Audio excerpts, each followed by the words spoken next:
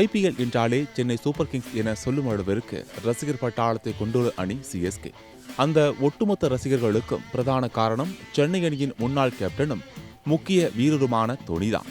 நடப்பு ஐபிஎல் தொடருடன் தோனி ஓய்வு பெற உள்ள நிலையில் அவர் சென்ற பிறகு சிஎஸ்கே அணிக்கு காத்திருக்கும் 3 முக்கிய சிக்கல்களை பட்டியலிடுகிறார்கள் கிரிக்கெட் விமர்சகர்கள். அதில் முதலாவதாக வருவது கேப்டன் பதவி. தோனி இல்லாத வெற்றிடத்தை நிரப்புவது சாத்தியமே இல்லை என தெரிந்ததால்தான் தோனி அணியில் இருக்கும்போதே அமைதியான குணமும் ஆழமாக களத்தில் சிந்திக்கவும் கூடிய ருதுராஜை தோனியை தேர்வு செய்துள்ளார். அது மட்டும் இல்லாமல் தோனி தனித்துவமான விக்கெட் கீப்பிங் செய்பவர் என்பதால் அந்த இடத்தை நிரப்புவதும் கடினம்தான்.